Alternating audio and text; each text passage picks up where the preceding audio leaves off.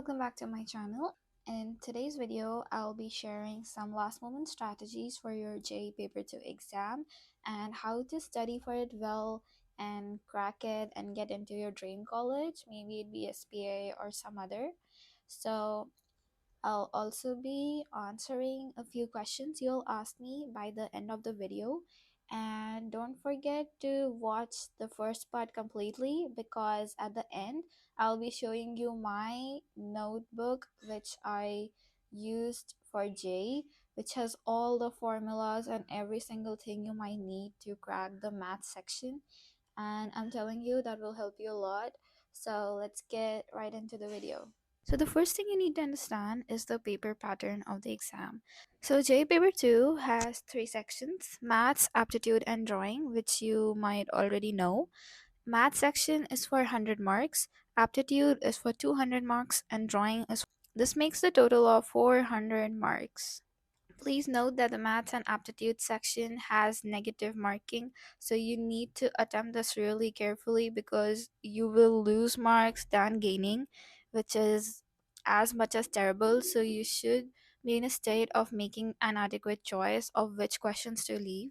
Like for me, I did leave like two aptitude questions also because I was unsure of the answer.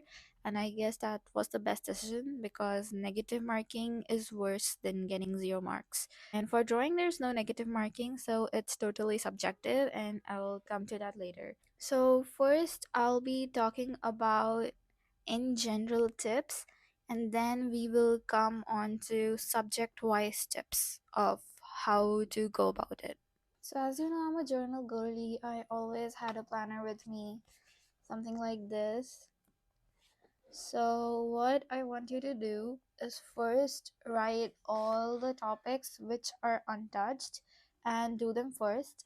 And the topics which are strong, make them stronger so that any question comes out of that topic, you are sure shot attempting it. So, first tip I would like to give is spaced repetition.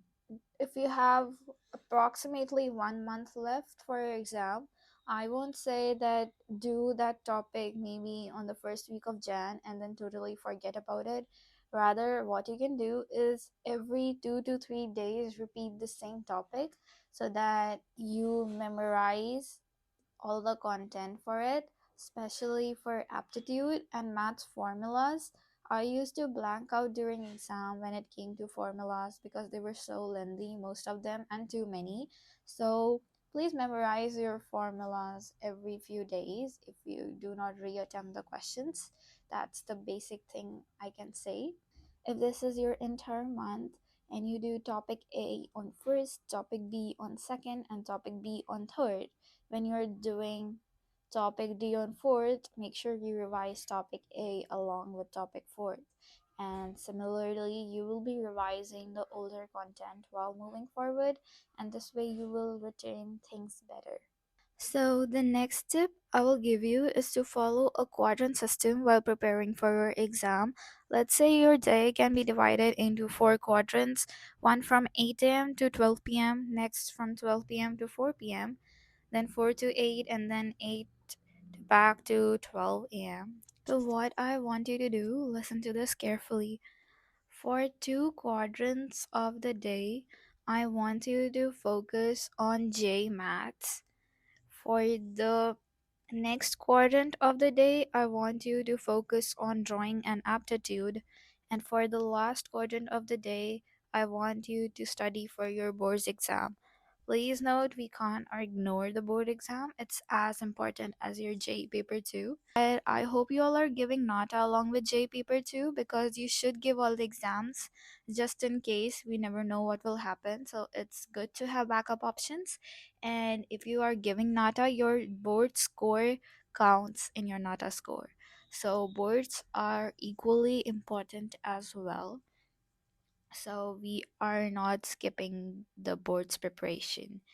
And after your board's exam, you may remove that quadrant completely for your second attempt and solely spend it on the subject you are weakest in. In this, I'm not telling you to do maths continuously for like 12 hours. We do are taking breaks in between. 4 hour quadrant means you start at 8 a.m.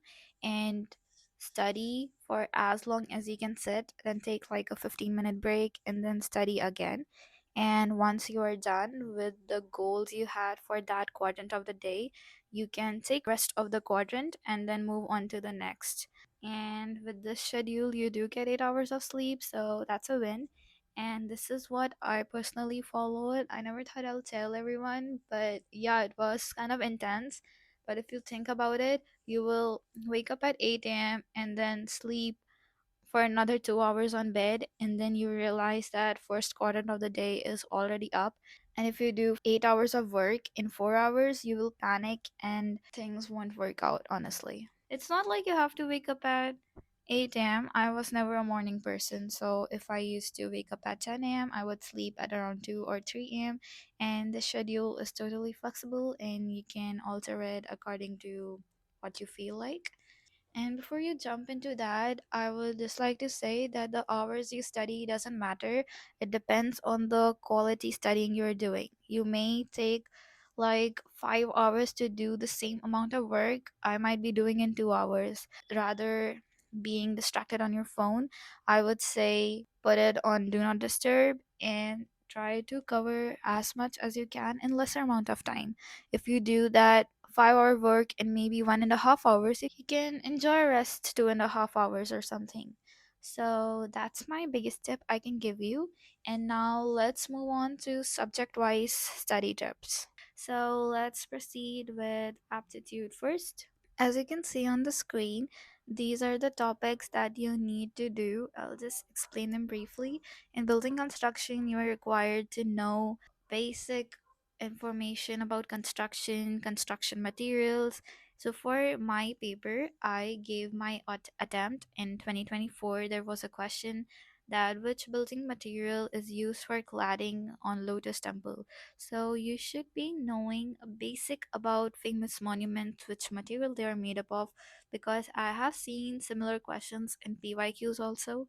So you should really study building construction. That's the most important topic for aptitude. Next is general awareness, general knowledge, whatever you say. Next, historical buildings and related history. So temples, mosques, monuments, churches, just you should have the ability to identify the location and the name of the monument. Next are organizations like GRIHA, WHO, LEAD. You should know all the full forms for these. Festivals and cultures, they do ask that sometimes. They ask in my paper also. So know which state has which festival, dance form, maybe murals and art, whatever. And then basic history, you should know the timelines of them. Next, we come to logical reasoning and isometric views.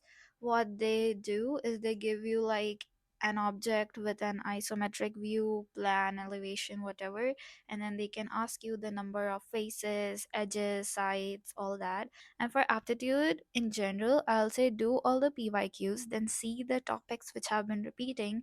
And then if you do not have any course book for aptitude, just Google Chat GPT. We have AI these days. Just generate some questions related to that and study that topic properly.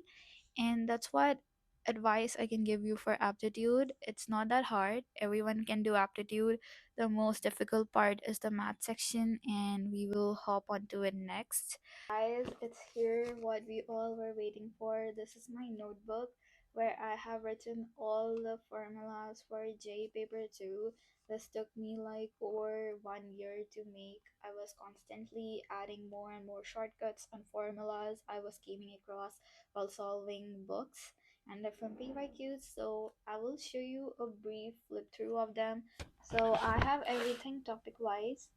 I'll just show you a flip through of how I did it. I have all the formulas listed. These are for quadratic equations. Some important results you can directly use. And I'll just show you like some brief. What happened was when I was preparing, some topics got deleted when I switched from 11 to 12. So those parts are crossed off. But as you can see, every little formula is written here. And I want you to make a similar notebook for yourself and learn each and every formula there religiously. And yeah, there are like just a lot of pages here. And that's a little something I would like to show you. So guys, you need to memorize all this for your J. And I know you can. There's 1 month. Start learning now and you will be able to do it. So first prepare for CBSE. For each topic you should know that basic thing really well, and you should do all the CBSE PYQs, textbook questions, and any class notes your teacher might have given you. Next, we move on to PYQs. That's the most important. What most people do, they do the B arc PYQs. But what I want you to do is to attempt the B Tech PYQs of the math section as well. Then what I did, I watched the video explanation of the topics I didn't understand because see, you might be solving that question in a particular way, but someone else on the internet might have solved it in like 2 seconds with a shortcut formula or something, and you need to know how to use that. So I watched one YouTube channel. This is not sponsored, by the way. I'm just really grateful to her because her I'm here in my dream college right now. I give all the credit to the maths that I had learned that year from her. Her YouTube channel is Neha Agarwal Mathematically Inclined, and I saw her video explanations, which were really helpful when I was attempting the BTech Maths PYQs. And after you are done with the PYQs, I did use a reference book. You should have a reference book while preparing to just go through the formulas and everything. And I used the Adi Sharma for objective mathematics, and it did have a little higher level of questions which are not required for BARC, but does give you like some sample solutions of how to solve some basic particular type of questions. So you can just read through them. That's what I did. I didn't solve each and every question from that book. And that's what I can give you for the math section. For the drawing section, I'll say PYQs, that's it. It's not that complicated. And see, the thing about drawing is after I gave my first attempt, I didn't get that good of a percentile in drawing that I expected I would get. And then I realized since drawing is subjective, and let's say that same person is going to check my paper again, my drawing won't level up in like 2 months, 1 month. So that's something I could not change. So maths was definitely a game changer for me because I can solve questions correctly, but I cannot change my drawing as such drastically in just such a less time. Though drawing is subjective, we can't completely ignore it. So here are some points you should have complete knowledge of. First is perspective, 1 point perspective, 2 point perspective. They won't give you a 3 point perspective, but if you know it's for the best, then you should have the knowledge of light source, shadows.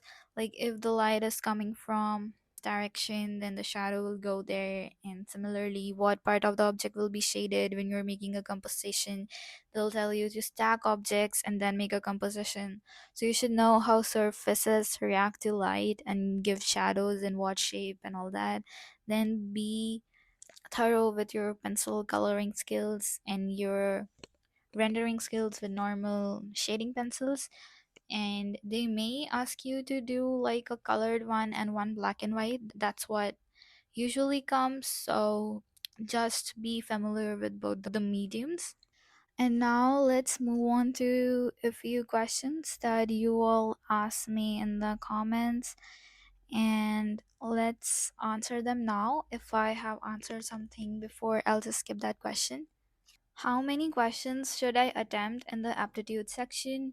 Board score is also important for JBARC and NATA. Is drawing really scoring?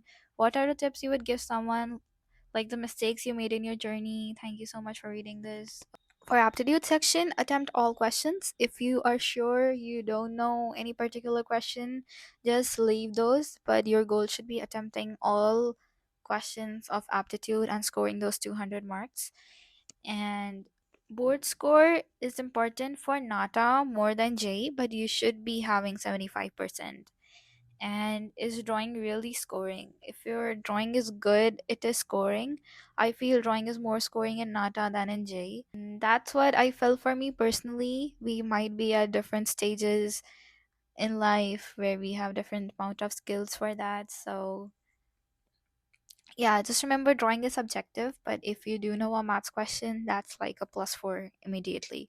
So you know what to do now. And for the mistakes I made in my journey, I made another video a while back. I'll link it in the description. So I've explained my entire journey in detail. Next question, can you please let me know that SPA accepts NATA score or not, and how to prepare for BARC? I really want to get into SPA. So SPA Delhi does not accept NATA scores. It accepts only the JBARC scores. And to prepare for BARC, I just dropped the cheat sheet for that. Next question is how difficult the paper is, what are the subjects like, and is student exchange program available? This question is for the B plan course, and I do not want to give you any misinformation that I'm not sure of. And about the difficulty of the paper, I did give the B plan paper as well just for fun. I didn't want to do B plan, but the maths and aptitude section is the same as BARC, so you can follow the tips that I just gave. And for the B plan section, I'll say just do the PYQs. I personally didn't find the B plan section that difficult. And for the subjects, course curriculum, you can refer to the SPA Daily website. It has everything written in detail. And that's it with the questions. Thank you so much for watching this video. I hope this is the last video you watch and stop scrolling after. And like what I used to do, just watch a couple of videos and think I'm being productive, but it's not productive at all. You'll be more productive if you just close YouTube and start studying right now. And now's the time if you want to get into your dream college. And I wish you all the best for your board exams as well as your entrance exams. And I'll see you all in my next video. If you have any other questions, please let me know in the comments down below and I'll be happy to help. Bye, guys.